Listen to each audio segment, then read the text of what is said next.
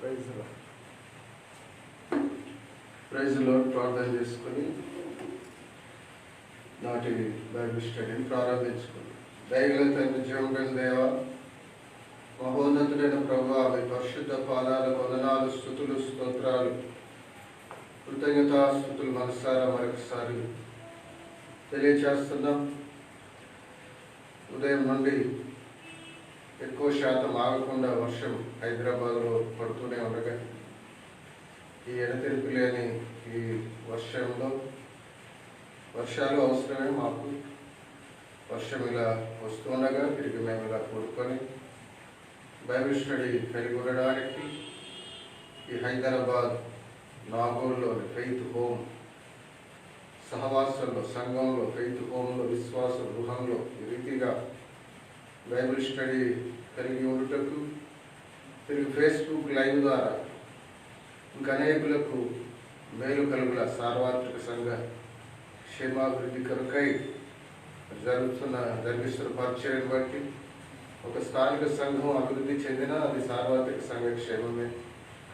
తిరిగి ఆయా స్థలాల్లో ఉన్న సహవాసాలు స్థానిక సంఘాలు కూడా మేలు పొందుట వినుట ఇవన్నీ సార్వత్రిక సంఘ క్షేమాభివృద్ధికి పరిచర్య ధర్మం జరిగిస్తున్న స్తుతిస్తూ మేము ఎంత నేర్చుకుంటున్నామో అంతగా వాక్యానుసారం ప్రవర్తిస్తూ ప్రభు సారూప్యతలకు వస్తూ బహుగా ఫలిస్తూ దిద్దుకోవాల్సి దిద్దుకుంటూ ప్రోత్సహించబడుతూ మీరు ఆశించే రీతిగా జీవించటకు సహాయం చేయండి.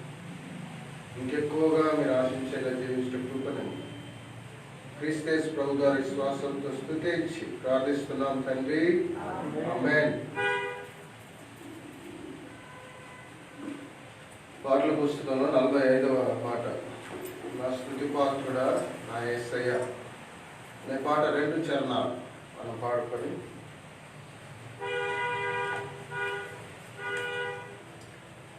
మనము వాక్య ధ్యానంలోకి వెళ్దాం. లేక పాట పూర్తిగా పాడుకుందాం. 3 చరణాలు. నా స్తుతి పాత్రుడా నా యేసయ్య నా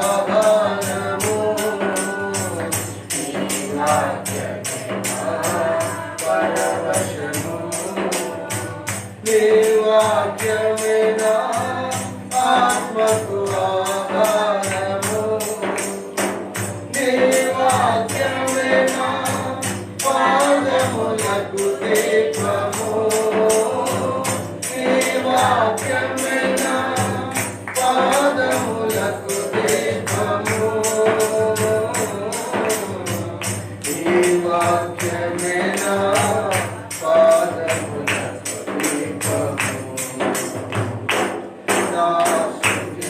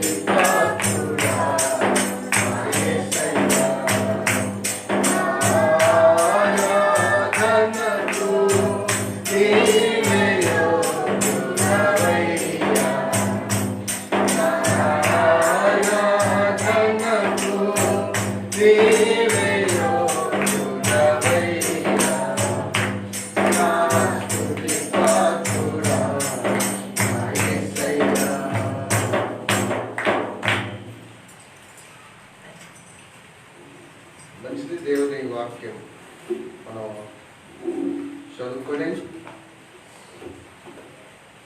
ఈనాటి బైబిల్ స్టడీ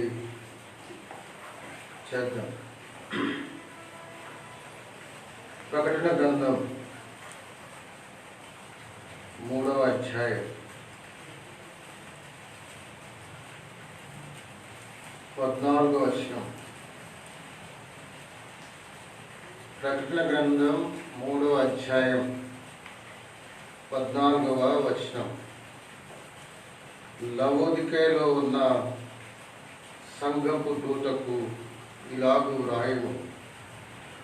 ఆమేన్ అనువాడును, నమ్మకమైన సత్య సాక్షియు, దేవుని సృష్టికి ఆదియునైన వాడు చెప్పు సంగతులేవనగా. ప్రార్థన. దయగల తండ్రి, పాట ద్వారా మహిమ పొందారు. మీ దివ్య వాక్యము ద్వారా మమ్మల్ని దర్శించండి. బలహీనులను కనికరించి బలపరిచి ఆత్మ సహాయం సమృద్ధిగా అనుగ్రహించి మీ దివ్య వాక్యము ద్వారా మమ్మల్ని దర్శించండి, నేర్పించండి. ఇంకెక్కువగా మీరు ఆనందిస్తూ సాగుతూ ఫలించినట్లు కృపను ప్రసాదించండి. క్రీస్తు ప్రభు ద్వారా విశ్వాసంతో స్తుతించి ప్రార్థిస్తున్నాం తండ్రి, ఆమేన్. మంచిది. ప్రభునందు ప్రియులారా, మనము ఈ ప్రకటన గ్రంథము 2-3 అధ్యాయాల్లోని సప్త సంఘాల గురించి మనం కొన్ని నెలలుగా ధ్యానం చేస్తూ వస్తున్నాం బైబిల్ స్టడీలో. ప్రకటన గ్రంథంలోని 2-3 అధ్యాయాల్లోని 7 సంఘాల గురించి అనగా ఆ సంఘాలను ధ్యానిస్తూ వస్తున్నాం. 6 సంఘాలు ధ్యానం చేసాం. ఇది చివరి సంఘం గురించి దేవుడు రాసిన, అంటే ఆ సంఘాలకు దేవుడు రాసిన లేఖలను మనం ధ్యానిస్తూ వస్తున్నాం. అందులో ఇది 7వ సంఘానికి దేవుడు రాసిన లేఖ. గతంలో 6 సంఘాల గురించి మనం కొంత వివరంగానే ధ్యానం చేసాం. ఎఫెసులో ఉన్న సంఘం మొదటిది, 2వది స్ముర్నలో ఉన్న సంఘము, 3వది పెర్గములో ఉన్న సంఘము, 4వది త్వేతైరలో ఉన్న సంఘము, దేవుని సంఘం, తర్వాత 5వది సార్దీస్లో ఉన్న సంఘము, 6వది ఫిలదెల్ఫియాలోని సంఘము, 7వది ఈరోజు మనం చదివిన వచన భాగం, లేక మనము 14 నుండి 22 వచనాలు ఈ అధ్యాయం ముగింపు వరకు చూస్తే అది లవోదికయలోని సంఘం గురించి మనం చూస్తాం. కనుక ఈరోజు లవోదికయలోని సంఘం గురించి ధ్యానం ప్రారంభిస్తూ ఉన్నాం. ఇది 2 లేక 3 ధ్యానాల్లో మనం ముగించుకుంటాం, లేక 4 ధ్యానాలు కూడా ఉండొచ్చు దేవుని చిత్తంలో. కనుక ఈరోజు మనం ప్రతి అంశం కూడా పై విలాసము అని చూస్తున్నాం. మొదటిది. 2వది సంఘ స్థాపన ఎలా జరిగింది అనే విషయం ధ్యానం చేస్తున్నాం. 3వది మనము వర్తమానం చెప్పిన ప్రభువు తన గురించి తాను అక్కడ ఏమని రాసుకుంటున్నాడో అది చూస్తున్నాం. తర్వాత 4వది మెప్పు చూస్తున్నాం. 5వది తప్పు చూస్తున్నాం. కనుక స్ముర్న, ఫిలదెల్ఫియా ఈ 2 సంఘాలు మాదిరి గల సంఘాలని, వాటికి హెచ్చరిక కాకుండా వాటికి హెచ్చరిక చేశాడు, జాగ్రత్తగా ఉండమని. అయితే వాటి తప్పులు చూపలేదు, తప్పు లేవు కనుక వాటిని ఖండించలేదు. దేవుడు జాగ్రత్తలు చెప్పాడు. కనుక ఆ 2 సంఘాల్లో తప్పు అనేది చూడము మనము అంశము. అవి మోడల్ చర్చెస్గా ఉన్నాయి. 6వది హెచ్చరిక, 7వది వాగ్దానం అని ఇలా ప్రతి సంఘం గురించి ఈ 7 విషయాలు, స్మరణ ఫిలదెల్ఫియా గురించి 6 విషయాలు మనం చూస్తూ వచ్చాం. ఇప్పుడు ఇందులో కూడా 7 విషయాలు చూద్దాం. ఫిలదెల్ఫియా సంఘం గురించి చూసాం. ఇప్పుడు లవొదికీయలో ఉన్న సంఘము, లవొదికీయలో ఉన్న సంఘం గురించి మనం ఇప్పుడు చూస్తూ ఉన్నాం. లవొదికీయ మనము ఈ పై విలాసం అని రాసుకున్నాం. పై విలాసం ఎవరికి రాస్తుంది? పై విలాసం అంటే దేవుడు ఎవరికి ఉత్తరం రాస్తున్నాడు? ఎవరికి రాస్తున్నాడు? ఎవరికైనా ఇక్కడ లవొదికీయ సంఘానికి, లవొదికీయలోని సంఘానికి వ్రాస్తూ ఉన్నాడు. కనుక ఈ ఉత్తరం రాసే విషయంలో లవొదికీయ సంఘానికి రాస్తూ ఉండగా ఈ లవొదికీయ సంఘం గురించి, లవొదికీయలోని ఆ లవొదికీయ పట్టణం గురించి మనం కొంత ధ్యానం చేయాల్సిన అవసరం ఉంది. కనుక లవొదికీయ సంఘం, లవొదికీయలో దేవుడు స్థాపించి ఉండగా ఆ లవొదికీయ నేపథ్యం, ఆ మాట రాసుకో, నేపథ్యం, బ్యాక్గ్రౌండ్, దాని నేపథ్యం కొంచెం మనం తెలుసుకోవాలి. కనుక అది ఎలాంటి ప్రాంతంలో ఉంది, అది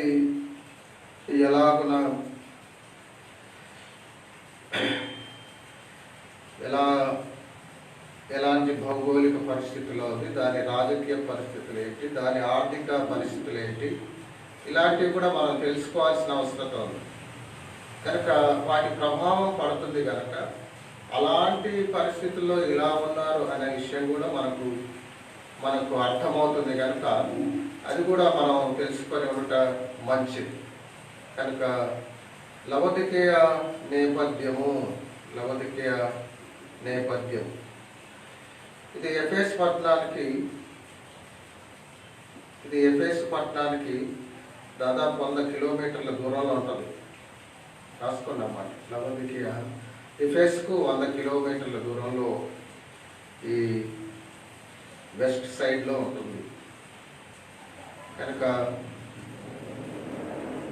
ఎఫెసుకు 100 కిలోమీటర్ల దూరంలో వెస్ట్ సైడ్లో లవొదికీయ 90-100 మధ్యలో దాదాపు 100 కిలోమీటర్ల మధ్యలో ఉన్నట్లుగా మనం చూస్తాం. అంటే ఎఫెసుకు చాలా నియర్, అంటే హైదరాబాద్ నుండి నల్గొండ అంత ఉంటుంది ఎఫెసుకి లవొదికీయకు మధ్య దూరం. దీన్ని క్రీస్తుకు పూర్వం 240లో ప్రాంతంలో ఈ పట్టణం నిర్మించబడింది. క్రీస్తుకు పూర్వం 240, అంటే యేసు ప్రభు పుట్టక ముందు 240 సంవత్సరాలకు ముందు ఈ లవొదికీయ కట్టబడింది. ఈ కట్టబడిన విధానం చూస్తే మనకు ఆశ్చర్యం కలుగుతుంది. ఈ పట్టణం కట్టబడడానికి ఒక చరిత్ర ఉంది, ఒక విషయం ఉంది. అదేంటంటే యాంటియోకస్ అనే రాజు, యాంటియోకస్ II, అంటే అంతకుముందు ఒక యాంటియోకస్ ఉన్నాడు. యాంటియోకస్ II అనే రాజు ఆయన ఒక అమ్మాయిని ప్రేమిస్తాడు. ఆయన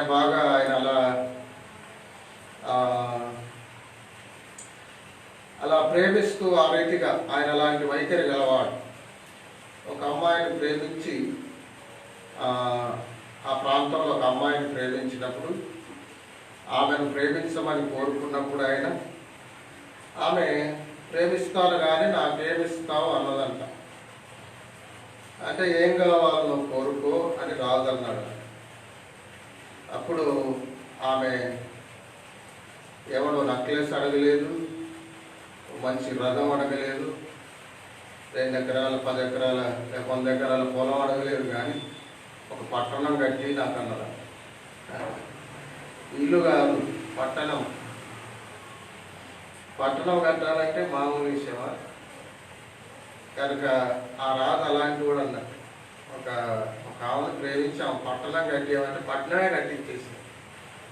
కనుక ఆయన ఆ రీతి వైఖరి కలిగిన వాడుగా ఉన్న రాజు ఏమంటే యాంటియోకస్ II ఏమండి లవొదికయ పట్టణాన్ని కట్టించాడు. యాంటియోకస్ II లవొదికయ పట్టణాన్ని కట్టించాడు. తన ప్రియురాలు నాకు పట్టణం కట్టి అంటే ఆయన ప్రియురాలకి పట్టణం కట్టించాడు. ఆమె పేరే దాన్ని పెట్టాడు. అది ఆమె పేరు లవొదిక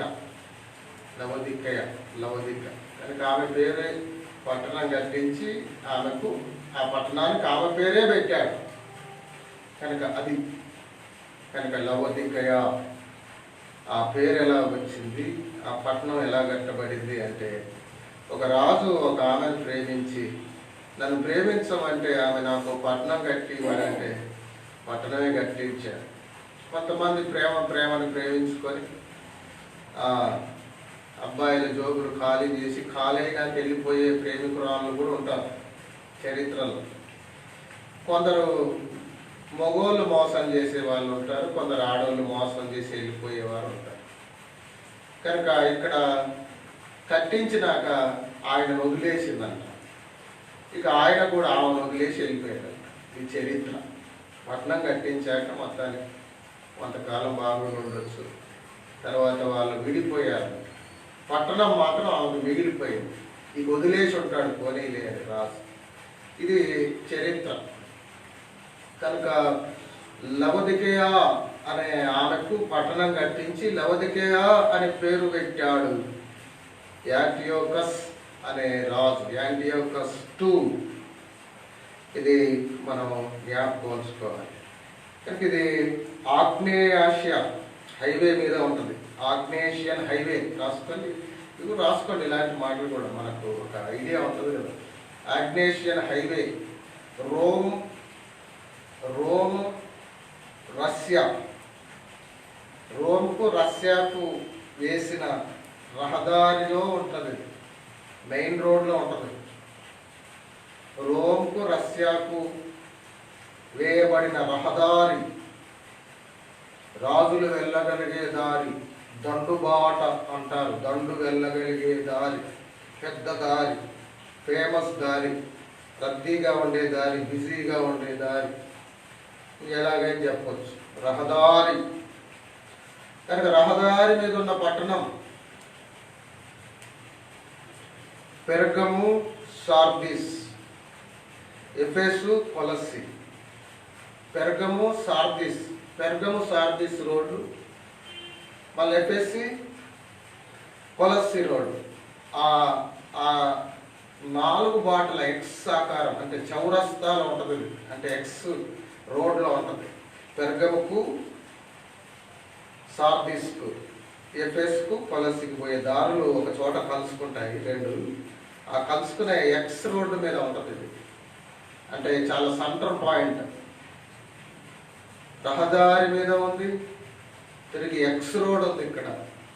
కనుక ఇది లవొదికయ యొక్క ఏమండి భౌగోళిక స్థితి. ఎఫెసు పట్టణానికి 100 కిలోమీటర్ల లోపు అది ఉంది, 94-100 మధ్యలో ఉంది. కనుక మంచి రహదారి మీద ఉంది, మంచి ఎక్స్ రోడ్డు. కొన్ని రోడ్లు వాళ్ళ పట్టణం నుంచి పోతున్నాయి. ఎవరు ఎఫెసుకు, రష్యాకు పోతున్నారు, రోమాకు పోతున్నారు, ఎఫెసుకు పోతున్నారు, సార్దీస్కు పోతున్నారు, ఏమండి పెరగం పోతున్నారు, సార్దీస్ పోతున్నారు, ఎఫెస్ పోతున్నారు, కొలస్సి పోతున్నారు, దాని నుంచి వచ్చిపోతున్నారు. ఎంత బిజినెస్ ఉంటుంది, ఎంత ఉంటుంది చెప్పండి అది. కనుక రోడ్లు బాగున్న చోట అభివృద్ధి బాగుంటుంది అంటారు. వరల్డ్ బ్యాంక్ వారు ఏదైనా దేశానికి అప్పియాలంటే, ప్రపంచ బ్యాంకు వారు ఏదైనా దేశానికి అప్పియాలంటే వాళ్ళ రోడ్లు చూస్తారు. రోడ్లు ఎందుకు చూస్తారంటే, రోడ్డు బాగుంటే రవాణా బాగుంటుంది, రవాణా బాగుంటే వ్యాపారం బాగుంటుంది, ఫ్యాక్టరీలు నడుస్తాయి, ఫ్యాక్టరీలు నడిస్తే ఎంప్లాయ్మెంట్ ఉంటుంది, అలాగే ఉత్పత్తి ఉంటుంది. ఉత్పత్తి ఉంటే వాళ్ళకు అమ్ముకుంటారు, సేల్ ఉంటుంది, డిమాండ్ ఉంటుంది, లాభం వస్తుంది, మా అప్పు తీర్చగలుగుతారు. ఆ రోడ్లు లేనప్పుడు ఎక్కడ పండింది అక్కడే ఉంటుంది, ఎక్కడక్కడే అది అభివృద్ధి లేకుండా ఉండిపోతుంది. కనుక బాగా రవాణా వ్యవస్థ బాగున్నప్పుడు వీళ్ళు తీర్చగలరు అని వరల్డ్ బ్యాంక్ వారు అప్పులు ఇస్తారు. అదొక కారణం, అది ఒక కారణం. కనుక ఆ రోజుల్లో మరి లవొదికయకు మంచి రవాణా వ్యవస్థ ఉంది, మంచి రోడ్ల మీద, రహదారి మీద ఉంది. ఏమండి, చౌరస్తాలో ఉంది. అది దాని ప్లస్ పాయింట్. ఎక్స్ రోడ్లో అది ఉన్నట్లుగా, హెడ్ క్వార్టర్గా ఉన్నట్టుగా మనం చూస్తాం. మంచిది. వర్తకం అని రాసుకోండి. అక్కడ ఏం బిజినెస్ జరుగుతుంది? లవదికీయాలోని వర్తకం. లవదికీయాలో జరిగే బిజినెస్ ఏంటిది? అక్కడ బంగారం మార్కెట్ ఉన్నది. బంగారం బాగా దొరుకుతుంది. ఒకటి. రెండవది ఉన్ని. దానికి చాలా సమీపంలో ఒక పర్వతం, పెద్ద పర్వతం ఉంటుందంట. ఆ పర్వతం మీద మంచు కురుస్తున్నప్పుడు ఆ మంచు కురిసే ఆ ప్రాంతంలో, ఆ పెద్ద పర్వతం మీద ఒక రకమైన, ఒక జాతికి చెందిన గొర్రెలు బ్రతుకుతాయంట. ఆ గొర్రెల ఉన్ని, ఆ గొర్రెల బొచ్చు, ఆ గొర్రెల ఉన్ని అది చాలా స్మూత్గా ఉంటుందంట. చాలా స్మూత్. కనుక దానితో స్వెటర్స్, వస్త్రాలు, ఆయా ఉన్ని సరుకులు, వస్త్రాలు తయారు చేసేవారు. అవి వాటికి చాలా గిరాకీ ఉండేదంట. వాటికి చాలా గిరాకీ ఉండేదంట. ఏమండి, రాయల్ వ్యక్తులు బాగా కొనేవారంట. రాయల్ వాల్యూ ఉండేదంట వాటికి. అంటే బ్రాండ్ వాల్యూ అంటుంటాం చూసాం మనం. అలా రాయల్ వాల్యూ ఉండేదంట. చాలా రేట్ అంట వాటి పేరిట. లవదికీయ అంటే మంచి ఉన్ని వస్త్రం. ఒక కోటు నాకు మంచిది ఉన్నిది కావాలి అంటే, ఒక మంచి వస్త్రం నాకు కావాలి అంటే, ప్రపంచ ప్రఖ్యాతిగాంచిన ఉన్ని వస్త్రం నాకు కావాలి అని ఒక రాజు ఎంక్వైరీ చేస్తే అతడు లవదికీయకు రావాల్సింది, తీసుకోవాలి, ఎవరినైనా పంపాల్సింది. అంటే వరల్డ్ ఫేమస్ అన్నారు. ప్రపంచ ప్రఖ్యాతిగాంచిన అతి సున్నితమైన, స్మూత్, మెత్తని ఉన్ని అక్కడ ఆ కొండ పైన ఉండే గొర్రెలు, ఆ మంచులో, ఆ ప్రాంతంలో పెరిగే ఒక రకమైన జాతి గొర్రెలకు ఆ ఉన్ని ఉంటుందంట. అది ప్రపంచ ప్రఖ్యాతిగాంచింది. కనుక బంగారం గనులేమీ లేవు, కానీ బంగారం వ్యాపారం బాగా ఉంటుందంట. బంగారు వ్యాపారం బాగా ఉంటుంది. ఇప్పుడు మన ఆంధ్రప్రదేశ్ కలిసి ఉన్నప్పుడు అనుకుందాం, లేక ఇప్పుడు ఆంధ్రాలో బంగారం అంటే, బంగారం బాగా అమ్ముడుపోయే ఫేమస్ పట్టణం ఏదంటే తెలుసా మీకు? తెలుసా? తెనాలి బంగారం దుకాణాలకు చాలా ఫేమస్. మంచి బంగారం దొరుకుతుంది, కొంచెం నాణ్యమైన బంగారం దొరుకుతుంది. అట్లా బాగా ఫేమస్ అన్నమాట. అలాగే ప్రపంచంలో బంగారం గురించి ఆలోచన చేస్తే దుబాయ్ ఫేమస్ ఈ రోజుల్లో. దుబాయ్లో బంగారం వీధులు ఉంటాయి, బజార్లు. సుల్తాన్ బజార్ ఉందిగా, ఇప్పుడు కూరగాయల బజారు, కొన్ని చోట్ల చేపల బజారు, చేపల మార్కెట్ ఉన్నట్లు దుబాయ్లో బంగారం బజార్ ఉంటుంది. అక్కడ పోతే ఇంకా కళ్ళు చెదిరిపోతాయి. సిస్టర్స్ భారతదేశం నుంచి తీసుకోవచ్చు. ఒకవేళ అక్కడ ఎట్లా ఉంటుందంటే, మనం మోంజా మార్కెట్, హైదరాబాద్లో మోంజా మార్కెట్లో పూలదండలు అన్ని ఇట్లా తాకిస్తారు కదా, అట్లా షాపులో ముందు బంగారు నెక్లెస్లు, పెద్ద పెద్ద హారాలు ఏమైనా అవన్నీ ఇట్లా తాకిస్తారంట, వేలాడుతుంటాయి ఎవరికే. మళ్ళీ వాటి సైజు చూస్తే ఆశ్చర్యపోతారు మీరు. వాటి సైజు మనం ఇప్పుడు దండ వేసే సైజు ఎంత ఉంటుంది మనకు, ఆ దండ సైజులో కూడా బంగారం గొలుసులు ఉంటాయి. దండ సైజు మరి మనుషులకి వేస్తారు, మరి వేసుకేస్తారు, కానీ మనిషి అయితే పోయలేడు దాదాపు. అంతంత పెద్ద బంగారు హారాలు, దండలు ఊరికే ఇట్లా వేలాడేసి కూర్చుంటాడు. అంటే వాటిని తాకించి, పూలదండలను తాకించి అమ్ముతుంటారట ఆ వీధుల్లో. బంగారు మార్కెట్స్, బంగారం వీధి, బంగారం అనే వీధి దుబాయ్లో. వరల్డ్లో బంగారం అంటే దుబాయ్లో బాగా అమ్మకం. ఆ రోజుల్లో బంగారం బాగా అమ్మకం లవదికీయలో దొరికింది. ఇంకో ఆశ్చర్యం ఏంటంటే, మనకి ఏటీఎంలో ఏమొస్తాయి? డబ్బులు వస్తాయి. దుబాయ్లో ఏటీఎంలో బంగారం కూడా వస్తుంది. పైన డిస్ప్లే ఉంటుంది, అందులో చూసుకోవాలి ఏ హారం కావాలి, ఎంత వెయిట్ కావాలి, ఎన్ని తులాలు కావాలి, నెక్లెస్ ఆ గాజులా అలా చూసుకొని కొడితే దాని రేట్ వస్తుందంట అక్కడ. ఈ క్రెడిట్ కార్డ్ అలా పెడితే ఇక ఆ అమౌంట్ పెట్టి అందులో పెడితే క్రెడిట్ కార్డ్ నుంచి డబ్బులు తీసుకొని ఏటీఎంలో ఆ నెక్లెస్ వచ్చి పడుతుంది. అట్లా అంత అన్నట్టు బంగారం అంటే దుబాయ్. కనుక ఈ రోజుల్లో దుబాయ్ బంగారానికి ఎలా ఫేమస్, ఆ రోజుల్లో ఉన్నికి లవదికేయ అంత ఫేమస్. లవదికేయ అంత ఫేమస్. ఇప్పుడు మీరు డిక్షనరీ వెళ్తే అక్కడ ఒక వెంకటాద్రి థియేటర్, దాని పక్కన ఒక గల్లి ఉంటుంది చూస్తారు, అంత లేడీస్ అమ్ముకుంటారండి. సుల్తాన్ బజార్లో అమ్మినట్టు ఒకప్పుడు లేకుండా అట్లా డిక్షనరీలో. ఈ మధ్య బాగా కొన్ని ఏళ్ళుగా ఆ గల్లి మొత్తం మళ్ళీ గల్లి లోపలికి మళ్ళీ ఇటు అటు అంతా వ్యాపించింది లోపలికి. అంత లేడీస్ సంబంధించిన వస్తువులు, ఆడపిల్లలవి, స్త్రీలే, పెద్దవాళ్ళే, అందరి మళ్ళీ ఈ చెవులలో పెట్టుకునే ఆడపిల్లలు బాగా వేసుకునే అన్ని ఇట్లా అమ్ముతుంటారు. బండ్ల మీద పెట్టి కూడా బయట తాకించి అమ్ముతుంటారు చూసారా. దుబాయ్లో గట్టే బంగారం ఆ రోడ్డంతా ఆ వీధంతా కుప్పలు కుప్పలుగా తాకించి పెద్ద పెద్ద దండలు ఉన్నట్లే బంగారం దండలు ఉంటాయంట. కనుక అంత ఫేమస్ అక్కడ బంగారం.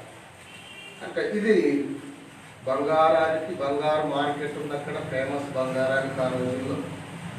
ఏమంటే ఉన్నికి ఫేమస్. ఇంకో విషయం ఏంటంటే ఇక్కడ కాటుక బాగా అమ్మేవాళ్ళంట. కాటుక ఇప్పుడు ఎక్కువ పెట్టట్లేదు ఆడవాళ్ళు, కానీ ఒకప్పుడు బాగా కాటుక పెట్టేటోళ్ళు. పాత సినిమాలో హీరోయిన్లు ఇట్లా పెట్టి మళ్ళీ ఇట్లేదో కొమ్ము తీసేటోళ్ళు.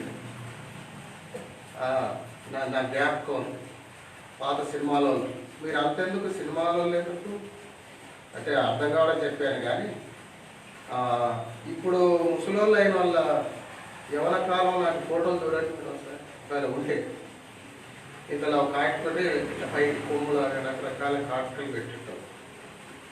అసలు కాటుక రాసుకోండి మాట, కాటుకను తయారు చేసిన దేశం పట్టణం అదే. ప్రపంచంలో కాటుకను తయారు చేసింది అదే. ప్రకటనలో కూడా కాటుకను కొనుక్కో అనే ఒక సంఘానికి దేవుడు రాస్తారు కదా, కనులకు కాటుక. ఇక్కడే చూస్తాం, తర్వాత చూస్తామే కానీ. కనుక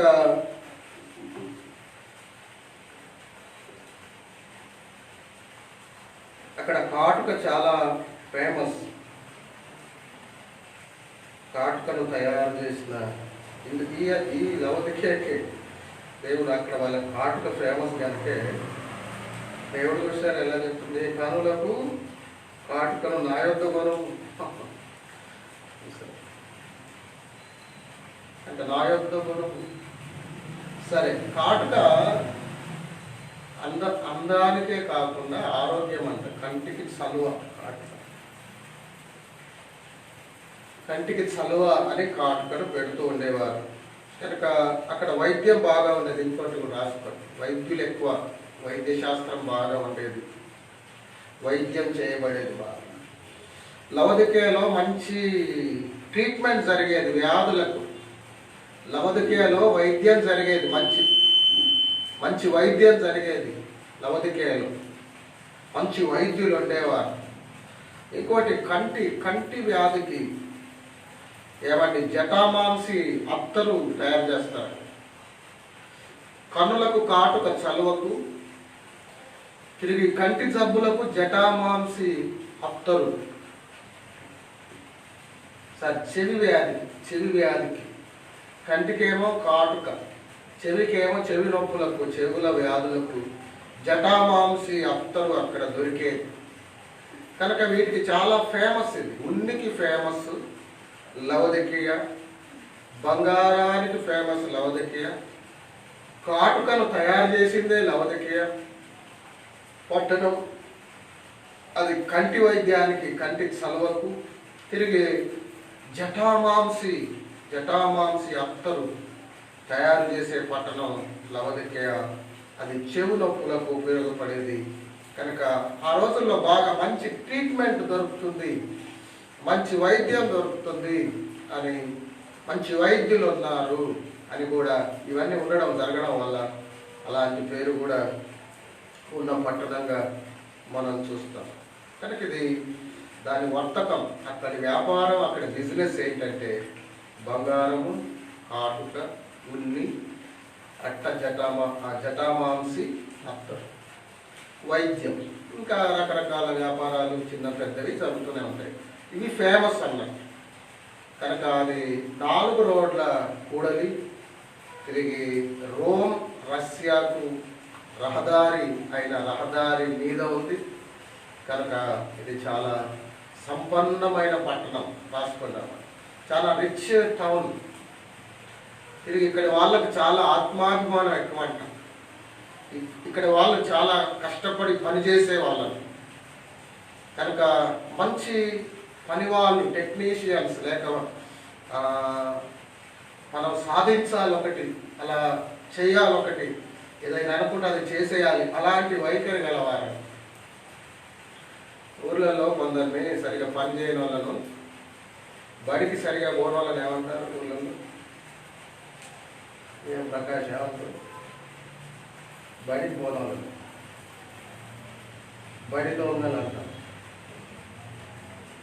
పల్లెటూర్లలో. మా చిన్నప్పుడు అయితే బడికి పోనవాడిని బడి దొంగలు అనేటోళ్ళు, పని సరిగా చేయని పని దొంగ అనేటోళ్ళు.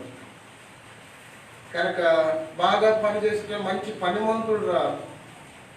ఇంగ్లీష్లో డ్యూటీ మైండెడ్, వర్క్ మైండెడ్ అంటారు. వీళ్ళు అలాంటి వాళ్ళు, పని దొంగలు కాదు, డ్యూటీ దొంగలు కాదు.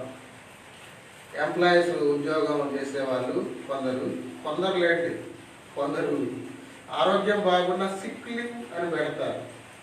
అది దొంగతనం, అదే అబద్ధమే. క్రైస్తవులు అట్లా హెల్త్ బాగుండి సిక్ లీవ్ పెట్టద్దు, హెల్త్ బాగుండి డాక్టర్ సర్టిఫికేట్ తెచ్చి ఆఫీస్లో సబ్మిట్ చేయొద్దు. బాగానే ఉన్నావు, బాగలేదని డాక్టర్తో రాయించుకొచ్చావు 300 ఫీజు ఇచ్చి. అది దేవుని దృష్టిలో చాలా బాధాకరమైన విషయం, తప్పు. కనుక పనులు ఎగ్గొట్టేవారు ఆయా రీతులుగా, పని తప్పించుకునేవారు, పని లేకుంటే బాగుంది అనుకునేవారు ఉంటుంటారు. బైబిల్ పని కలిగి ఉందము అని చెప్తుంది. పరిశుద్ధ బైబిల్ గ్రంథము పని చేసి ఆహారం తినమంటుంది. ఏం పని చేయకుండా ఆహారం పెట్టకండి అంటాడు పౌలు. కనుక పనిని ప్రోత్సహించేది బైబిల్. అంటే సోమరితనాన్ని బైబిల్ ప్రోత్సహించదు, చురుకుదనాన్ని ప్రోత్సహిస్తుంది. కనుక లవొదికయ వారు చురుకైన వారు, లవొదికయ వారు డ్యూటీ మైండెడ్ పీపుల్, లవొదికయ వారు ఆత్మాభిమానం గలవారు. మొదట అది ఎందుకో మరలా ఇప్పుడే వస్తుంది చెప్తాను కానీ ఆ వరుసలో. దీన్ని మొదట గ్రీకులు పరిపాలించారు. రాసుకోండి, గ్రీకులు పరిపాలించారు. గ్రీకుల పాలన కింద ఉన్నప్పుడు అంత డెవలప్ కాలేదు. లవొదికయ గ్రీకుల పాలన కింద ఉన్నప్పుడు అంత డెవలప్ కాలేదు. తర్వాత రోమీల పరిపాలనకు వచ్చింది. రోమీల పరిపాలనకు వచ్చాక ఇది ఎంతగానో అభివృద్ధి చెందింది.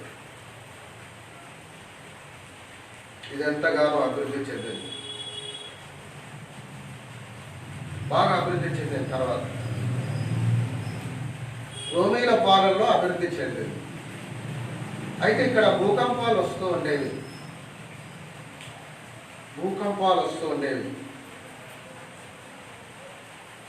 క్రీస్తు పూర్వం 28లో ఒకసారి పెద్ద భూకంపం వచ్చింది. క్రీస్తు పూర్వం 28లో ఒకసారి పెద్ద భూకంపం, పెను భూకంపం వచ్చి చాలా డిస్ట్రాయ్ లేక డ్యామేజ్ అయింది, దెబ్బతిన్నది పట్టణం.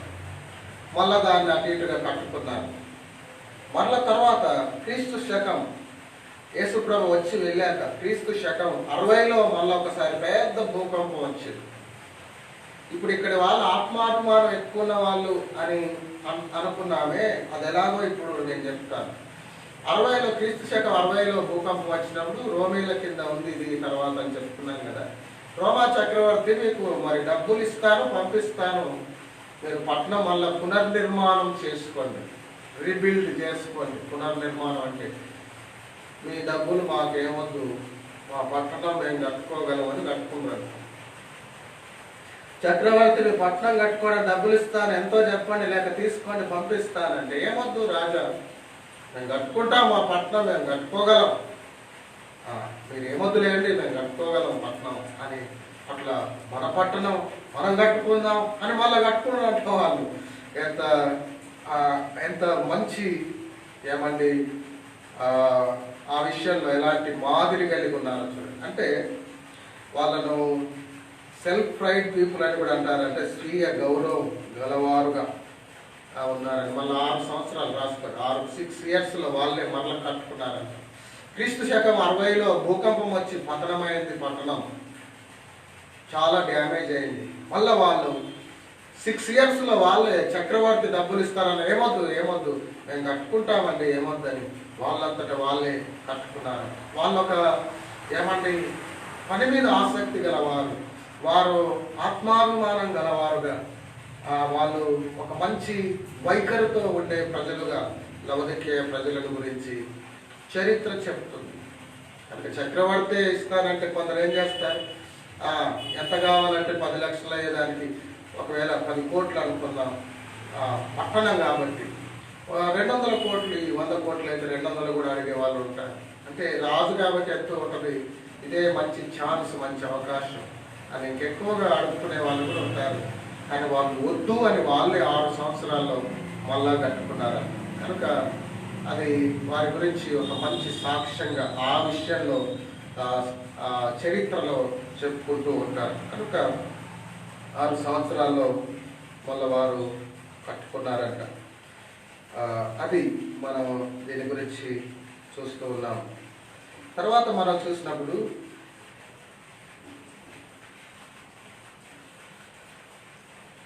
ఇది ఎలా పతనమైంది ఈ పట్టణం అని మనం చూస్తే, ఈ పట్టణము తర్వాత కాలంలో మహమ్మదీయులు ఆక్రమించారు. మహమ్మదీయ రాజులు ఆక్రమించి వారు ఆక్రమించిన తర్వాత ఈ పట్టణం పతనమైంది, శిథిలాలుగా మిగిలి ఉంది. కనుక మహమ్మదీయుల కాలంలో పతనమైంది. రాసుకోవటం మహమ్మదీయ రాజుల కాలంలో పతనమైంది.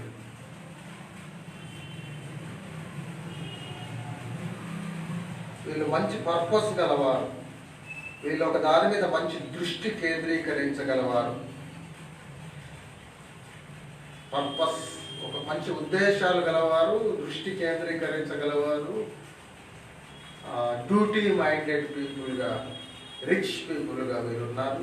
తర్వాత కాలంలో ఏమండి మహమ్మదీయులు వీళ్ళని ఆక్రమించినప్పుడు ఈ పట్టణం పతనమైనట్టుగా మనం చూస్తున్నాం. ఇది ఈ లవొదికీయ సంఘాన్ని గురించిన ఉపోద్ఘాతంగా ఇంట్రడక్షన్గా మనం చూస్తున్నాం. దాని బ్యాక్గ్రౌండ్ నేపథ్యం, ఆ పట్టణం నేపథ్యం మనం చూస్తున్నాం.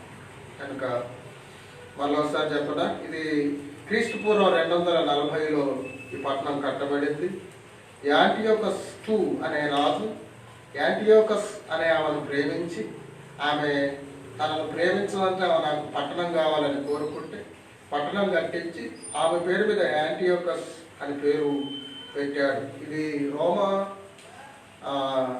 రష్యా రహదారి మీద ఉంది. ఇది పెర్గము, సార్దీసు, ఎఫెస్సు, కొలస్సి రోడ్ల కలయిక, ఎక్స్ రోడ్లో మధ్యలో చౌరస్తాలో జంక్షన్లో అది ఉన్నది, హెడ్ క్వార్టర్గా ఉన్నట్లుగా మనం చూస్తాం. ఇక్కడ బంగారం ప్రసిద్ధి. ఇక్కడ ఒక కొండపైన మంచు, పెద్ద కొండపైన కురిసే ఆ కొండపైన పెరిగే కొండ గొర్రెలు, ఒక జాతి కొండ గొర్రెల ఉన్ని ప్రపంచ ప్రఖ్యాతి. అది చాలా దాన్ని ఎంతో ఎక్కువగా దాన్ని ప్రపంచంలో దాన్ని కోరుకుంటూ ఉండేవారంట. రాయల్ వాల్యూ దానికి ఉండేదంట. కనుక అది చాలా ఫేమస్. తర్వాత కాటుక, ప్రపంచంలో కాటుక ఏ దేశంలో వాడినా మొట్టమొదట తయారు చేసింది లవొదికీయ పట్టణం. కనుక లవొదికీయ పట్టణం కాటుకను తయారు చేసే పట్టణం, కాటుక ఉత్పత్తి కేంద్రం. అలాగే లవొదికీయ చెవి నొప్పుకు సంబంధించిన జటామాంసి అత్తరు తయారు చేసే పట్టణం. కనుక బంగారము, కాటుక, ఉన్ని, జటామాంసి అక్కడ అత్తరు తయారవుతుంది. వైద్యులు కూడా ఫేమస్, అక్కడ వైద్య శాస్త్రం ఫేమస్. కనుక అది ఇన్ని రకాలుగా బంగారు వ్యాపారం, ఇలాంటి వస్తువుల తయారీ, రహదారులు, జంక్షన్ ఇవన్నీ ఉండడం వల్ల తిరిగి గ్రీకుల నుండి రోమీల పరిపాలనకు రావడం, రోమా చక్రవర్తుల పాలనలో ఉండడం, ఇలాంటి భౌగోళిక వనరులు వసతులు దీనికి ఉండడం వల్ల ఇది చాలా రిచ్ పట్టణం అయిపోయింది, సంపన్నమైన పట్టణం అయిపోయింది. లవోదికీయ సంపన్నమైన పట్టణం అయిపోయింది. ఇప్పుడు మనం ఇవన్నీ చూస్తున్నామే, ఇప్పుడు చెప్పుకుంటున్నా చూసారా. తర్వాత ప్రభు ఆ సంఘానికి ఉత్తరం రాస్తున్న ప్రభు తర్వాత వాటి గురించి చెప్తున్నప్పుడు ఇందులోని విషయాలు వస్తుంటాయి. తర్వాత మనం వచ్చిన చదువుతాం చూడండి ఒకసారి. ఆమె నన్నవాడును నమ్మకమైన సత్యసాక్షి దేవుని సృష్టికి ఆది అయిన వాడు చెప్పు సంగతులు ఏమనగా, నీ క్రియలను నేను ఎరుగుదును, నువ్వు చల్లగానైనా వెచ్చగానైనా లేవు, నువ్వు చల్లగానే వెచ్చగానైనా ఉండిన మేలు. 16 వచనం. నీవు వెచ్చగానైనా చల్లగానైనా ఉండక నులివెచ్చగా ఉన్నావు కనుక నేను నిన్ను నా నోటి నుండి గుమ్మువేయని ఉద్దేశించుతున్నాను. 17.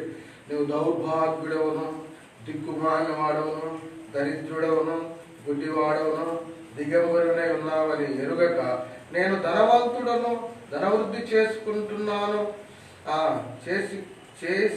చేసి ఉన్నాను, నాకేమీ పొదవలేదని చెప్పుకొస్తున్నావు. నీవు ధనవృద్ధి చేసి కొన్నట్లు అగ్నిలో పుటం వేయబడిన బంగారమును, అక్కడ బంగారం ఫేమస్. ప్రభు అంటున్నాడు బంగారమును నీ దిశమల సిగ్గు కనబడకుండా ధరించుకుంటారు. తెల్లని వస్త్రం ఉన్ని ఫేమస్ అక్కడ, బట్టలు ఫేమస్ అక్కడ. తెల్లని వస్త్రమును నీకు దృష్టి కలిగినట్టు నీ కనులకు కాటుక తయారీ కేంద్రం అది. కాటుకను నా యొద్ద కొను. ధనవంతుడు అనుకుంటున్నావు, దరిద్రుడవు. బట్టలు బాగా మా వస్త్రాలకు ప్రసిద్ధి ఆ పట్టణం, నీకు వస్త్రాలు ఉన్నాయి అనుకుంటావు, దిగంబరి వస్త్రం కొను.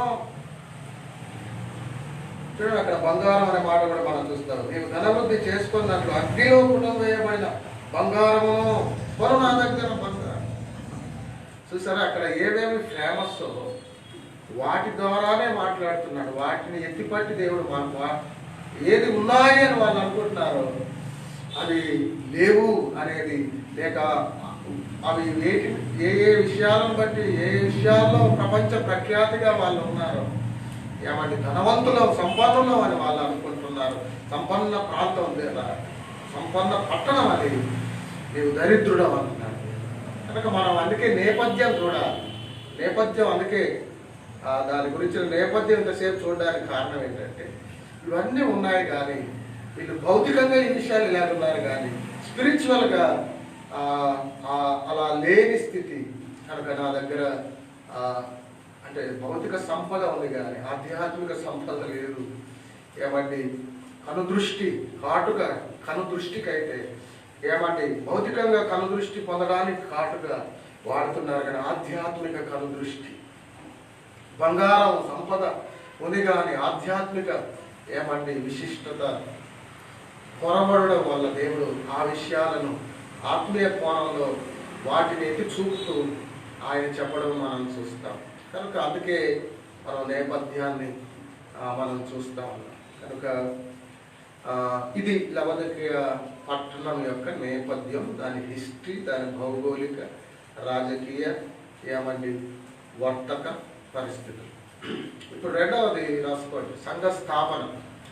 ఇదంతా పై విలాసంలో చూస్తున్నాం. పై విలాసంలో నెంబర్ 1, పై విలాసంలో నెంబర్ 1 ఏమని లవోదికీయ నేపథ్యం. పై విలాసంలో నెంబర్ 2 లవోదికీయలో సంఘ స్థాపన. లవోదికీయలో సంఘ స్థాపన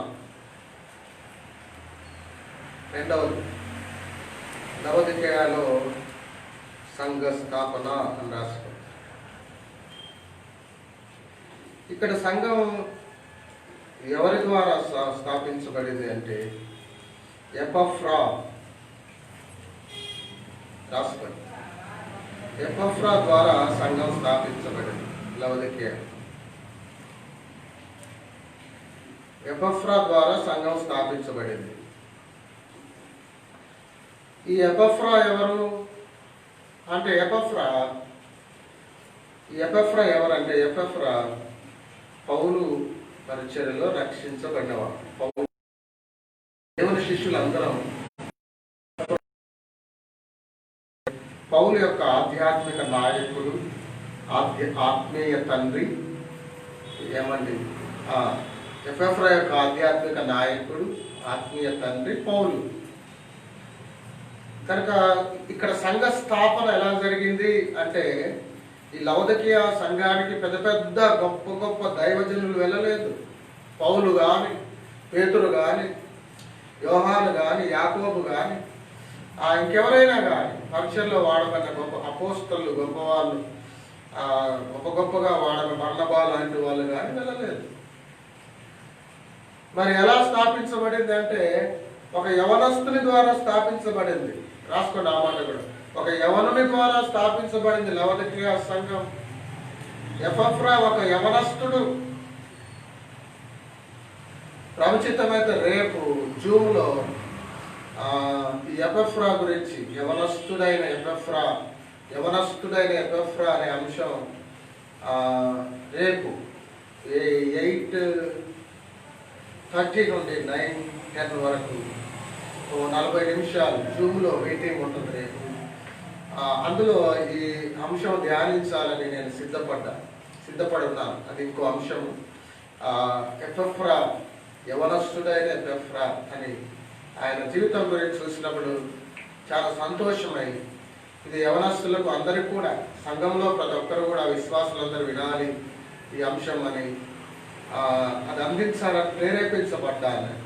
ఈరోజు ఆ విషయమై చాలాసేపు ఈరోజు బైబిల్ స్టడీ, తిరిగి రేపటి విషయం, కొన్ని విషయాలు అలా ఆ రీతిగా నేను ధ్యానంలో ఆ పనిలో ఉన్నాను. కనుక ఎప్పటి నుండో ఇలాంటి ఎపెఫ్రోదితు ఇలా పౌలు పరిచయంలో రక్షణ పొంది పనిచేసిన యవనస్తులు, ఇంకా పేతురు దగ్గర పనిచేసిన, రక్షించబడి ఎదిగి పరిచయంలో బలంగా వాడబడిన యవనస్తుల గురించి ధ్యానించాలన్న ఆలోచన, ఆశ నాకు ఎప్పటి నుంచో ఉంది. కనుక అలా కూడా ఆయా రీతిలో ధ్యానించాలని ఆలోచన కలిగింది. అందులో బట్టి దేవుని వందనాలు. దేవుడే ప్రేరేపించాడని, లేక అలాంటి తలంపులు ఇచ్చాడని, ఆ వాక్య సత్యాల్లో వాళ్ళ గురించి చూసినప్పుడు అవి అలాంటి ఆలోచనలు కలిగాయి. మంచిది, ప్రవచితమైతే విందాం. ఇక్కడ ఎపెఫ్రా వలన స్థాపించబడిన యవనస్తుడు ఎపెఫ్రా కొలస్సీ పట్టణానికి చెందినవాడు. అయితే మరి కొలస్సీ పట్టణం వాడైతే ఈ లవొదికీయలో ఎలా స్థాపించబడింది అంటే, ఎపెఫ్రా, నేను గతంలో చెప్పాను, ఎఫెసీ చాలా ఫేమస్ పట్టణం. అక్కడ చాలా బిజినెస్ జరిగేది, ప్రపంచ ప్రఖ్యాతిగాంచిన వ్యాపారాలు జరిగేవి. కనుక అక్కడికి ఎందరో వెళ్ళేవారని మనం గతంలో చెప్పుకున్నాం. పౌలు కూడా ఆ ప్రాంతానికి వెళ్ళి, ఎక్కడ కూడా పౌలు అంతకాలం ఉండలేదు. ఎఫెసీలో ఉన్నంత కాలం 3 సంవత్సరాలు పరిచయం చేశాడు ఎఫెసీలో. ఎందుకంటే అక్కడికి అనేక ప్రాంతాల వాళ్ళు వస్తారు. ఇప్పుడు హైదరాబాద్కు, ఇక్కడ మనం ఉన్న హైదరాబాద్కి ఎలాగూ అనేక ప్రాంతాల వాళ్ళు వచ్చి పనిచేస్తున్నారు. ఆ రోజుల్లో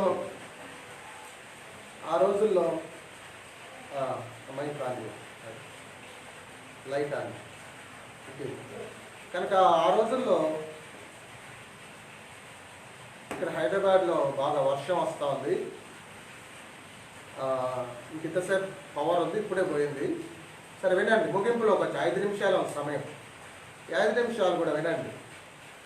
ఇప్పుడు ఆ రోజుల్లో ఎఫెసీ చాలా ఫేమస్ కనుక, ఎఫెసీ పట్టణం చాలా ఫేమస్, ప్రఖ్యాతిగాంచిన పట్టణం కనుక, ఆ రోజుల్లో ఎఫెసీలో ఉంటే అనేక ప్రాంతాల వాళ్ళు అక్కడికి వస్తారు కనుక, ఈ ఎఫెసీలో పరిచర్య చాలా కాలం చేస్తే ఇక్కడ అనేకులు రక్షించబడిన వారు ఆయా ప్రాంతాలకు వెళ్ళి మళ్ళీ వాళ్ళ ప్రాంతాల్లో వాళ్ళు సువార్త ప్రకటిస్తే అక్కడ కూడా పరిచర్య జరిగి సంఘాలు స్థాపించబడితే ఆ రీతిగా పరిచర్య ఎంతగానో విస్తరిస్తుందని పౌలు తనకు దేవుడిచ్చిన జ్ఞానంతో అలా అర్థం చేసుకొని 3 సంవత్సరాలు అక్కడ పరిచర్య చేయగా అక్కడ రక్షించబడిన వాడు ఈ ఎపెఫ్రా.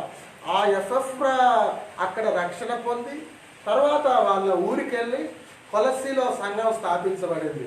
3 చోట్ల ఎపెఫ్రా సంఘాలు స్థాపించాడు దేవుని కృపలో. రాసుకోండి, కొలస్సీ పట్టణం 1, లవొదికీయ, ఇప్పుడు మనం చూస్తున్న లవొదికీయ 1, మూడవది హియరాపొలి అనే 3 చోట్ల ఒక యవనస్తుడు వెళ్ళి 3 చోట్ల సంఘాలు స్థాపించాడు.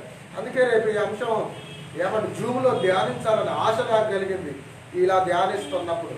కనుక ఒక యవ్వనుడు ఏమండి తాను రక్షణ పొంది తన ప్రాంతానికి వెళ్ళి తన ఊరిలో కొలస్సీలో సంఘం స్థాపించబడేలా పనిచేయడమే కాకుండా తన చుట్టుపక్కల ప్రాంతాల్లో సువార్త ప్రకటించి లవదకియ, హియరాపొలి అనే ప్రాంతాల్లో కూడా సంఘాలు స్థాపించబడ్డాయి. కనుక లవదకియ సంఘ స్థాపన ఎలా జరిగింది అంటే దేవుని మహాకృపలో, దేవుని సహాయంతో, దేవుని కృపలో పరిశుద్ధాత్మ దేవుడు కార్యం జరిగించగా ఏమండి ఎపఫ్రాను వాడుకోగా అక్కడ సంఘం స్థాపించబడింది. ఏమండి ఎక్కడెక్కడ లవదకియ, కొలస్సీ, హియరాపొలి అనే ప్రాంతాల్లో సంఘం స్థాపించబడింది. ఇంకొక మంచి విషయం ఏంటంటే అక్కడ 3 ఏళ్ల పరిచర్య పౌలు ఎఫ్ఎస్సిలో పరిచర్య చేయగా ఆ రోజుల్లో ప్రియులారా 12,000 ఎఫ్ఎస్సి పట్టణానికి చుట్టుపక్కల ప్రాంతాల్లో 12,000 మంది శిష్యులు తయారయ్యారంట. హల్లెలూయా! 12,000 మంది, వందలు కాదు, 12,000 మంది తయారయ్యారంట. ఆ 12,000లో ఒక్కడు ఎవరు? ఎఫెఫ్రా. ఆ ఒక్కడు వెళ్ళి 12,000లో ఒకడు వెళ్ళి 3 సంఘాలు స్థాపించారు. కనుక 12,000 ఎలా అయ్యారండి? పౌలు ఒక్కరి ద్వారానే 12,000 అయ్యారా? పౌలు కొందరిని ఏమండి ప్రభులోకి నడిపించాడు. మళ్ళీ వాళ్ళను సాయంకాలం 4 to 6 వాళ్ళకు బోధించేవాడంట వాక్యం. ఏమండి బైబిల్ కళాశాల నడిపాడు. అక్కడ ఎఫ్ఎస్సి గురించి చెప్పినప్పుడు నేను చెప్పాను, ఎఫ్ఎస్సి నేపథ్యం గురించి. మనం అసలు ఎఫ్ఎస్సి గురించే ఒక ధ్యానం చేసాం ఒకసారి, మీకు అందరికీ కొందరు జ్ఞాపకం ఉంటుంది. కనుక పౌలు ద్వారా 12,000 మంది అంటే పౌలు కొందరిని ప్రభులోకి నడిపాడు. మళ్ళీ వాళ్ళ ద్వారా వాళ్ళు కొందరిని పౌలు దగ్గర తీసుకొచ్చారు. మళ్ళీ వాళ్ళకి బోధించారు. మళ్ళీ వీళ్ళు వెళ్ళారు, వీళ్ళు కొందరు సంపాదించారు. మళ్ళీ వాళ్ళు అలా అలా అలా స్ప్రెడ్ అయిపోయిందండి. ఏమంటే వ్యాపించింది. కనుక ఆ రీతిగా అంటే మొదటి ఆరంభమైంది పౌలు గారు ఆరంభమైంది. పౌలు ద్వారా కొందరు, మళ్ళీ కొందరు వాళ్ళు పౌలు గారు తీసుకురావడం, మళ్ళీ వాళ్ళను బోధించడం, వాళ్ళకు వాక్యాలు అభివృద్ధి చేయడం, మళ్ళీ వాళ్ళు ఆ ప్రాంతాలకు ఆయా ప్రాంతాలు అలా అలా అలా అలా విస్తరించి పౌలు చేసిన సేవ అని అనాలి మనం. పౌలు చేసిన సేవ అది. ఆ పౌలు సేవలో ఇంకా అనేకులు రక్షించడం, మళ్ళీ వాళ్ళు చేసిన సేవ. కనుక అందరూ కలిసి అలా చేసి ఉండగా పౌలు కాలములో ఎఫెసీ పట్టణంలో 12,000 మంది శిష్యులు తయారయ్యారంట. అందులో ఒకడు ఎపఫ్రా. అతడు వెళ్ళి పరిచర్య చేయగా ఏమండి లవదకియ సంఘం స్థాపించబడింది. కొలస్సీలో సంఘం స్థాపించబడి కొలస్సీ పట్టణానికి పౌలు వెళ్ళనే లేదు. తర్వాత పౌలు రోమా చెరసాల్లో మొదటిసారి చెరసాల్లో ఉన్నప్పుడు ఏమండి ఈ ఎపఫ్రానే వెళ్ళి, అయ్యా ఇక్కడ పరిస్థితులు ఇట్లున్నాయి కొలస్సీ పట్టణంలో అంటే, అప్పుడు పౌలు కొలస్సీ పట్టణానికి లెటర్ రాశాడు. కొలస్సీ లేక అలా ఎపఫ్రా వెళ్ళి అక్కడి పరిస్థితులు కొందరు ఇలా ఉన్నారు, కొన్ని సమస్యలు ఇలా ఉన్నాయి స్పిరిచువల్గా చెప్పినప్పుడు ఆ సమస్య పరిష్కారానికి వారికి దిశానిర్దేశం మార్గదర్శకత్వం చేయడానికి ఏమండి పౌలు ఉత్తరం రాశాడు దైవ కృపలో. అదే కొలస్సీ పత్రిక. దాన్ని మళ్ళీ వీళ్ళని కూడా చదివించుకోమని ఈ లవదకియ, హియరాపొలి వాళ్ళకు కూడా చదివించుకోవాలని సజెస్ట్ చేస్తాడు, సలహా ఇస్తాడు, లేక చెప్తాడు ఆయన. కనుక లేక వాళ్ళని చదివించుకొని చెప్తాడు. కొలస్సీ ఉత్తరం రాసింది ఏమండి ఈ ఎపఫ్రా వెళ్ళి అక్కడ సేవ చేస్తూ ఆ పరిస్థితుల్లో చెప్పినప్పుడు ఆ ఉత్తరం రాస్తే మళ్ళీ తెచ్చి వాళ్ళకి చదివించడం. కానీ పౌలు పోలేదు, ఆ పట్టణానికే పోలేదు పౌలు, కొలస్సీ సంఘానికే పోలేదు పౌలు. కానీ సంఘం స్థాపించబడింది. మళ్ళీ ఆయన ఉత్తరం రాశాడు, తన ఆత్మీయ కుమారుడైన ఎపఫ్రా ద్వారా సంఘం స్థాపించాడు. యవనస్తుడు 3 సంఘాలు. ఎంత మంచి విషయం. కనుక నేను ముగించేస్తాను, సమయం అయింది. మనం 2 విషయాలు చూసాం ఈరోజు. ఏమంటే నేపథ్యము, సంఘ లవదకియ నేపథ్యము, లవదకియాలోని సంఘ స్థాపన. కనుక లవదకియాలో ఎపఫ్రా ద్వారా సంఘం స్థాపించబడిందని ఏమంటే మనం చూస్తాం. ఆ ఎపఫ్రా ఎక్కడ రక్షణ పొందాడంటే ఎఫెసు పట్టణంలో రక్షణ పొందాడు. ఎవరి ద్వారా అంటే పౌలు ద్వారా రక్షించబడ్డాడు. పౌలు కాలంలో గొప్ప పరిచర్య జరిగింది. 3 సంవత్సరాలు పౌలు ఎఫెసులో పరిచర్య చేశాడు. ఆ కాలంలో పౌలు పరిచర్య చేస్తున్న ఎఫెసులో కాలంలో 12,000 మంది శిష్యులు ఎఫెసు పట్టణం చుట్టుపక్కల ప్రాంతాల్లో ఏమండి తయారయ్యారు. ప్రభు కొరకు బలమైన సేవ జరిగింది. అందులో ఒకడు ఎపఫ్రా.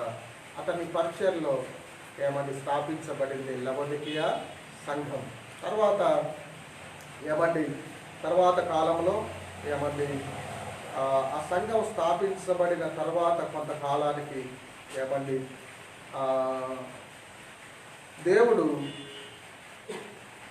దేవుడు యోహాను ద్వారా సంఘానికి పత్రిక రాయించడం మనం చూస్తాం. కనుక మొదట సంఘ స్థాపన కొరకు పనిచేసింది ఎవరు చెప్పండి? సంఘ స్థాపన 25 సంవత్సరాల తర్వాత, అదే వెతుకుతున్నాను ఇక్కడ. ఏమండి అక్కడ సంఘం స్థాపించబడిన 25 సంవత్సరాలు, దాదాపు 25 సంవత్సరాల తర్వాత ఏమండి అక్కడ కొన్ని పరిస్థితులు నెలకొన్నప్పుడు ఏమండి ఆ కాలంలో దేవుడు యోహాను ద్వారా సంఘాలకు పత్రికలు రాయించిన పత్రికల్లో చివరి సంఘం రాసిన ఆ సంఘాల్లో చివరిది లవోదికీయ. 25 సంవత్సరాలు చాలా ఎంతో అద్భుతంగా అక్కడ పరిచర్య జరిగిందంట, చాలా బాగా ఉంది. తర్వాత కొన్ని విషయాలు జరిగాయి అక్కడ ఆ కాలంలో. అప్పుడు దేవుడు యోహాను ద్వారా ఆ సంఘానికి ఉత్తరము రాయించాడు. కనుక ఇది సంఘ స్థాపన, ఆ సంఘానికి దేవుడు ఎప్పుడు ఉత్తరం రాయించాడు అనే విషయం మనం చూస్తాం. మంచిది. ఇంకా రాసిన దేవుని గుణలక్షణాలు ఇక్కడ ఏం చెప్పాడు అవి, తర్వాత తదుపరి ఇక్కడ తప్పు ఏమండి మెప్పు తప్పు ఇంకేవేవి ఉన్నా అక్కడ మనం ధ్యానం చేద్దాం. దాని తప్పులు కానీ పొరపాట్లు లేక సరి చేసుకోవడం, హెచ్చరించబడడం, దానికి వాగ్దానాలు, దేవుడు ఇస్తున్న అవకాశాల గురించి మనం తదుపరి ధ్యానాల్లో చూద్దాం. అది ప్రార్థన చేస్తాం. దయగల తండ్రి, జీవగల దేవ, లవోదికీయ సంఘం గురించి ఆయన ధ్యానిస్తూ ఉండగా అందులో లవోదికీయ పట్టణం నేపథ్యం, లవోదికీయలో సంఘ స్థాపన అనే 2 విషయాలు ఈరోజు పై విలాసంలో చూడడానికి, పై విలాసం ధ్యానించడానికి ఉపనిచ్చాడు. వందనాలు. ఆయన భౌతిక సంపద ఎంతున్నా ఆధ్యాత్మిక సంపద విషయాల్లో వెనకబడిపోకుండా ఉండడానికి ఒక హెచ్చరికగా ఈ విషయాలన్నీ నేను చూస్తూ ఉన్నా. ఎంతో ప్రాముఖ్యత, ఎంతో మంచి ప్రదేశాలు, వ్యాపార కేంద్రాలు, పేరున్న ప్రాంతాలు, ఎలాంటి చోట ఉన్నా ఏ ప్రాంతం అన్నది ముఖ్యం కాదు, ఎంత సంపద అన్నది ముఖ్యం కాదుగా, ఆత్మీయత ఎలాగుంది అనేది, ఆధ్యాత్మిక ఐశ్వర్యం కలిగి ఉండడం ముఖ్యం అనే విషయాలు మాకు అర్థమవుతూ ఉండగా ప్రభు ఆ నేపథ్యంలో నుండి ఇవన్నీ చూస్తున్నప్పుడు తిరిగి సంఘ స్థాపన విషయంలో ఒక యవనస్తుడు వెళ్ళి, పెద్దవాళ్ళు గొప్ప సేవకులు వెళ్ళకుండా ఒక యవనస్తుడు వెళ్ళి 3 చోట్ల సంఘాలు స్థాపించడం, ఇది మాకు ఒక గొప్ప సవాలుగా, ఒక ప్రేరణగా, ప్రోత్సాహంగా ఉండగా ఇట్టి విషయాల ద్వారా మమ్మల్ని ఈరోజు దర్శించిన స్థుతిస్తూ మేము మీరు ఆశించిన స్థాయిలో జీవించడం ఇంకెక్కువగా ఎఫ్ఎఫ్రా ఎంత భారం, ప్రార్థనాపరుడు, పేరు వారియర్ కూడా అతడు, మంచి సువార్థికుడు, ప్రార్థనాపరుడు, ఎంత గొప్ప విషయాలు ఆయన బట్టి స్థుతిస్తూ ఒక యవనస్తుడు వెళ్ళి 3 సంఘాలు స్థాపించటం మీ కృపలో. కనుక వీటిని బట్టి మేము సవాలు చేయబడుతూ, ప్రోత్సహించబడుతూ, పురికొల్పబడుతూ ఉన్నాం. అందుబట్టి మేము స్థుతిస్తూ మీ మహిమార్థం ఎక్కువ మేము సాగుటకు కృపను ప్రసాదించమని, ఆ గతకాల తప్పిదాలు మన్నించి ఈ అంశంలో, ఈ విషయాల్లో మీ మహిమార్థం ఎక్కువ సాగులకు కృపను ప్రసాదించమని, సంఘాన్ని సకల పరిశుద్ధులను, ఫెయిత్ హోమ్ సంఘాన్ని, ఇట్లాం సంఘాన్ని, బేతేల్ సంఘాన్ని, షాలోమ్ సంఘాన్ని, నాయన ఇంకా ఆయా ప్రాంతాల్లో ఉన్న సంఘాలను, అలాగే నర్సంపల్లిలోని నాయన సియోన్ సంఘాన్ని, ప్రతి సహవాసాన్ని దీవించి ఆశీర్వదించి వర్ధిల్లించండి. సార్వత్రిక సంఘానికి క్షమాభివృద్ధి ప్రసాదించండి. ఈ ఫేస్బుక్ లైవ్ ద్వారా కూడా వింటున్నవారు ప్రియులు మేలు పొందుటకు సహాయం చేయండి. క్రీస్తు ప్రభు ద్వారా విశ్వాసంతో స్తుతించి ప్రార్థిస్తున్నాం తండ్రి, ఆమేన్. పరలోకమందున్న తండ్రి యొక్క మన విమోచక సజీవుడైన యేసుక్రీస్తు ప్రభు యొక్క మన ఆదరణకర్త పరిశుద్ధాత్మ దేవుని యొక్క సత్య స్వరూపమైన పరిశుద్ధాత్మ దేవుని యొక్క సన్నిధి సహవాసం మనకును తను ప్రేమించండి. సకల పరిశుద్ధులు సదాకాలం తోడేండును గాక. ఆమేన్.